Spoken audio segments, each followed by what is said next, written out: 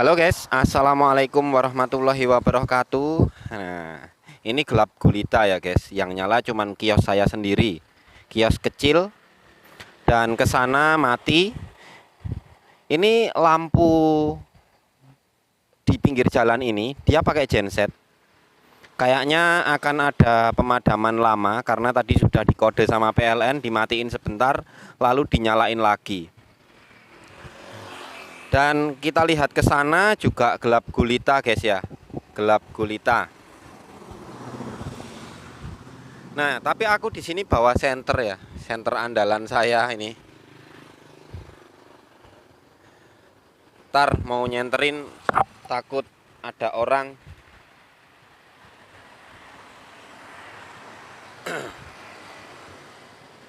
Nanti kena mata malah silau guys.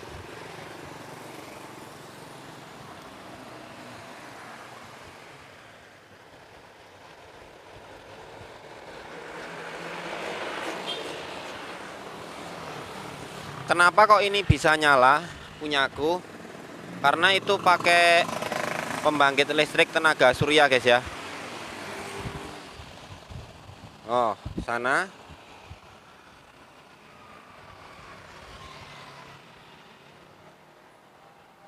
Assalamualaikum warahmatullahi wabarakatuh. Halo guys, semoga kalian sehat selalu ya. Gini guys, aku kan di sini pakai PLTS, pembangkit listrik tenaga surya, tentunya jadi bisa digunakan untuk menyalakan lampu kios saya tadi.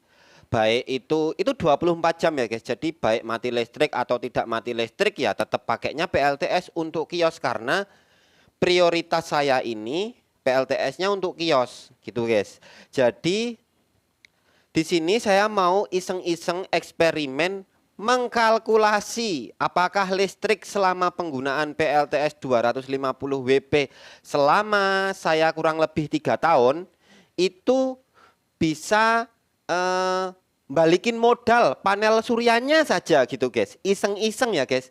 Namanya juga iseng-iseng, walaupun perlu diingat pada dasarnya saya ngerakit PLTS itu didasari karena hobi. Yang pertama, yang kedua karena kios nggak boleh padam. Biar bisa buka terus gitu guys ya. Biar bisa buka terus sampai dari buka sampai tutup gitu. Kalau mati listrik pas malam-malam kan nanti kiosnya jadi ya udah nggak ada pembeli gitu guys ya. Nah seperti itu. Nah sekarang aku akan lihat dulu berapa kira-kira rata-rata per bulannya dapat berapa kilowatt ya, dapat berapa kilowatt per bulannya dari PLTS 250 WP. Jadi ini PLTS kecil-kecilan, masih bisa dijangkau untuk kalangan menengah. Ya kalangan menengah aja guys, yang ke atas ya udah bisa ya. Yang low budget pun kalau masih mau nabung pasti juga bisa juga gitu. Ya cuman bertahap. Kalau saya itu kaum low budget, jadi saya memang dulu nabung dulu gitu guys ya. Nah, gini aja guys ya.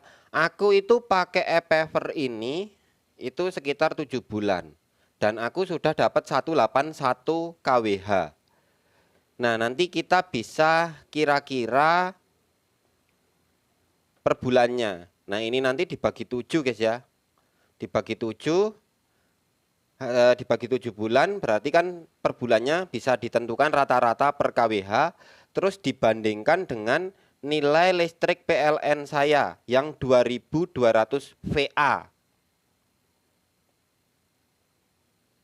Oke, sekarang saya akan menentukan dulu harga panel suryanya terhadap pembelian saya, tapi waktu masih 3 tahun lalu harganya masih mahal. 50 WP-nya itu harganya sekitar 450.000. Jadi karena 250 WP, jadi saya sudah mengeluarkan biaya untuk panel suryanya saja itu 450.000 dikalikan 5, 2.250.000. Nah, itu harga panel suryanya. Lalu harga PLN, tarif PLN per kWh itu sekitar 1.600 guys. Jadi listrik PLN saya itu 2.200 VA, tarif listriknya itu sekitar 1.600 1600. Terus panel suryanya tadi itu menghasilkan listrik selama 7 bulan itu sekitar 181 kWh. Nah, coba dibagi, kalau misalnya dibagi 7 bulan, 181 dibagi 7 bulan. Nah, sama dengan aku dapat 25,8. 25,8 kilowatt hour. Jadi aku kira-kira mendapatkan 25,8, kita bulatin ke bawah saja 25 kilowatt biar ngitungnya mudah. 25 kilowatt. Itu per bulan listrik saya memproduksi listrik segitu. Nah, sekarang dari data ini kita bisa nentuin apakah dalam jangka 3 tahun bisa balik modal untuk panel suryanya saja. Gitu guys ya. Oke guys, sekarang mulai hitung-hitungannya. Jadi langsung saja, panel surya per bulan itu dapat 25 kilowatt. Jadi di sini itu kan mau saya total dulu selama 3 tahun, berarti kan kali 36 bulan. 25 kilowatt dikali 36. Nah, 3 tahun berapa ini? 25 dikali 36 bulan sama dengan 900 kilowatt, sama dengan 900 kilowatt. Nah, sama dengan segini, lumayan banyak ya, 900 kilowatt. Nah, 900 kilowatt ini kita kalikan harga tarif dasar listrik PLN saya. Setiap tarif dasar listrik PLN itu berbeda-beda ya guys, tergantung tipe dan berapa VA gitu. Sebaiknya cek sendiri di transaksi kalian terhadap PLN. Itu ada harga tarif dasarnya harusnya. Nah, sekarang 900 kita kalikan 1600.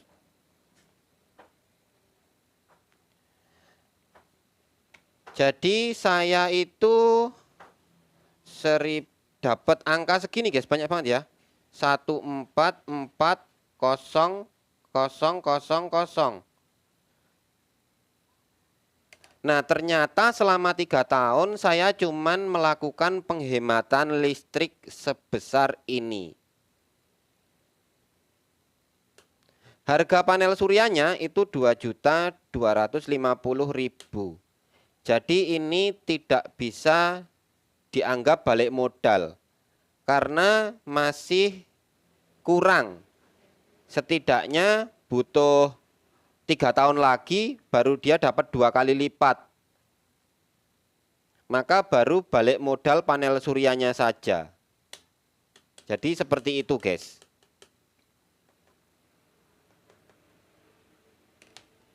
Itu pun belum termasuk akinya guys ya. Belum termasuk akinya. Jadi kalau dikatakan hemat, ya gimana ya guys ya. Karena tujuan saya tidak menghemat listrik sih. Tujuan saya itu hobi guys. Seneng aja bereksperimen seperti ini dan punya pembangkit listrik sendiri di rumah, itu jelas-jelas saya merasa seneng, cuman seperti itu. Lalu saya punya dasar yang lain itu untuk kios saya biar bisa tetap nyala walaupun PLN padam. Jadi seperti itu yang saya pikir, kenapa saya harus rakit PLTS, kenapa saya tidak menggunakan PLN saja gitu. Jadi cuman alasan seperti itu guys. Dan yang ketiga, karena saya ini merakit PLTS, alhamdulillah akhirnya bisa jadi sebuah konten dan lahirlah channel ini gitu guys. Nah, kalau dibandingkan harga listrik PLN balikin modal ke panel surya, gara-gara udah pasang panel surya, saya lebih cepat hasilnya dari AdSense channel YouTube ini. Terus ini kan PLTS off grid, belum lagi balikin harga aki guys ya. Masih butuh waktu lebih lama lagi. Jadi masih dianggap untuk penghematan menurut saya pribadi itu masih kurang bisa ditempuh dalam waktu dekat gitu. Mungkin harus kurun waktu yang bertahun-tahun. Kecuali kalian itu ngerakitnya PLTS pembangkit listrik tenaga surya yang on grid. Tapi tentu itu wajib ya guys, kalian menggunakan meteran Exim biar tidak ada dusta antara PLN dan kita sebagai pelanggan PLN. Karena itu sistemnya kan diparalel terhadap PLN, memakai inverter gridty. Nah kalau sampai itu mengacaukan meteran PLN dan kita ketahuan seperti di channelnya Mas Aji Online, itu kan dia sendiri pelaku dan menerima sanksi terkena denda akibat pemasangan PLTS on grid. Nah seperti itu guys. Jadi kita harus mendaftar langsung secara resmi di PLN agar bisa menggunakan PLTS on grid. Jadi tanpa aki. Dan setelah melakukan pendaftaran itu, maka biasanya kita cukup menempuh dengan sekitar, ini baru perkiraan ya guys, tidak kalkulasi secara tepat. Mulai dari 3 tahun sampai dengan 8 tahun itu baru bisa balik modal. Karena tagihan kita berkurang dan tagihannya sama aja kayak ngebalikin modal pas kita rakit awal PLTS on grid. Atau bahkan sampai 10 tahun. Jadi gambarannya itu seperti itu. Kalau kalian ngerakit PLTS off grid, kalau saya rasa untuk mencapai sebuah penghematan itu kayaknya berat banget guys. Lebih baik pakai PLN saja gitu. Nah itu sih asumsi saya ya, jawaban saya dari pengalaman saya dan menjadi sebuah opini yang saya sampaikan berdasarkan apa yang saya capai gitu. Untuk selama 3 tahun pakai 250 WP. Tapi kalau misal dihitung-hitung panel surya untuk harga sekarang 350 WP itu kan sekarang sudah 350.000 guys ya. Kalau 350.000 kita kalikan 4 misal kayak gitu.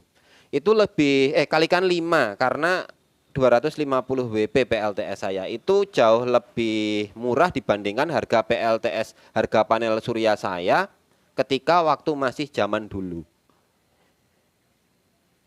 350.000 dikalikan 5, coba saya kalikan dulu 350 kali 5. 1.750.000 guys, 1.750.000. So tetap masih kurang karena tadi hasilnya cuman 1.440.000. Penghematan atau pengurangan dari tagihan listrik PLN. Gitu guys ya. Tapi apa sih keuntungan lain menggunakan PLTS off grid seperti saya yang menggunakan aki? Tentu keuntungannya itu kita fleksibel banget menggunakan listrik yang mau kita gunakan sesuai ke peruntukan dan kapanpun, dan kita nggak takut ada PLN pemadaman, nggak ada rasa cemas, mau padam kapan aja juga nggak masalah, kios tetap online, lampunya 24 jam, listriknya tersedia gitu. Jadi kalau aku pikir PLTS off grid ini menjadi suatu kelebihan di mana pada sistem PLTS on grid tidak mempunyai kelebihan itu gitu. Karena cara kerja gridty inverter yang di paralel dengan listrik PLN itu berkaitan dengan listrik PLN ini itu sendiri. Jadi kalau PLN-nya itu dia padam, maka on grid-nya juga ikut padam guys ya. Seperti itu guys. Jadi tidak bisa kita nyala listrik PLTS off grid on grid-nya dikala PLN padam. Nah harusnya seperti itu. Jadi ini bentuk yang saya rasa, saya nikmati itu rasanya seperti itu dan asli enak banget ya guys, enak banget.